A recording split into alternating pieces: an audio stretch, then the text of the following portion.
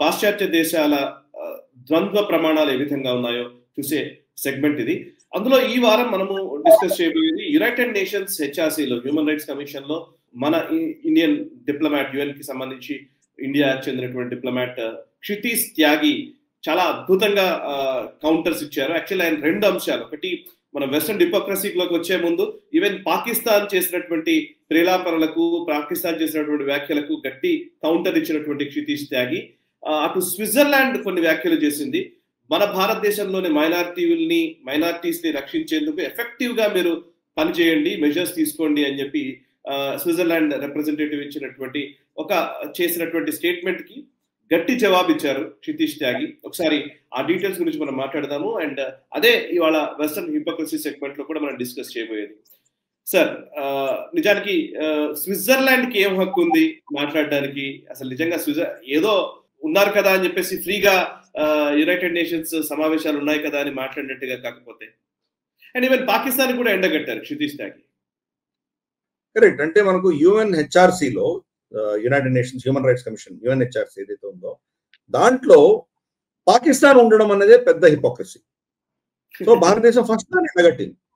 అసలు మానవ హక్కుల గురించి మీరు మాట్లాడడం ఏంటి? మీరు ఒక పెద్ద రోగ్ స్టేట్, అసలు మీరు డంపర్ ట్రక్ అని మీరే వర్ణించుకున్నారు, మీరే టెర్రరిజాన్ని ముందు తీసుకెళ్తారు, మీరే ఒప్పుకున్నటువంటి దేశం, మీరు ఇక్కడ యుఎన్హెచ్ఆర్సీలో కూర్చోవడం అన్నది చాలా హాస్యాస్పదం, అసలు దౌర్భాగ్యాల విషయం అని చెప్పి ఫస్ట్ అదే ఎండగట్టారు పాకిస్తాన్.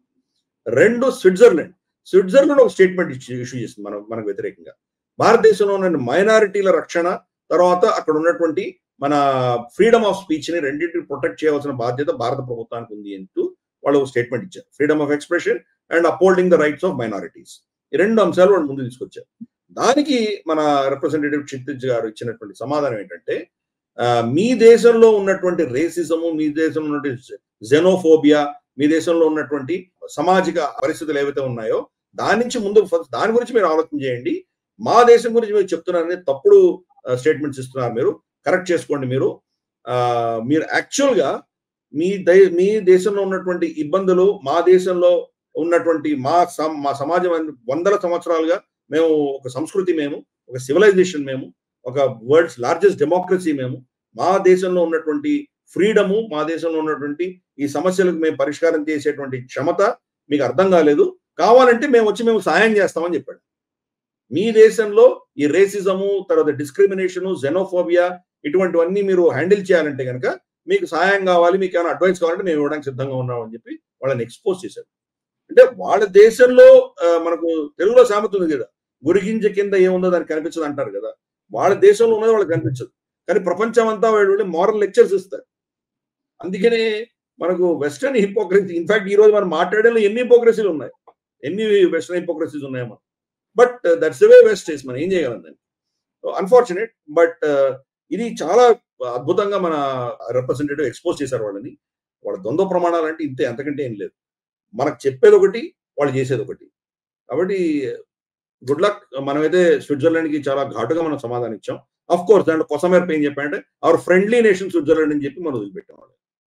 సో ఏం చేస్తాం. ఈ వీడియో మీకు నచ్చినట్టయితే లైక్ చేయండి, 10 మందికి షేర్ చేయండి, అలాగే కామెంట్ల రూపంలో మీ అభిప్రాయాలను మాతో పంచుకోండి. Nationalist hub group of channels ను సబ్స్క్రైబ్ చేసుకుని తెలుగునాట జాతీయవాద జర్నలిజాన్ని ప్రోత్సహించండి. ఈ వీడియో కింద ఉన్న బెల్ ఐకాన్ పై క్లిక్ చేయడం మర్చిపోవద్దు.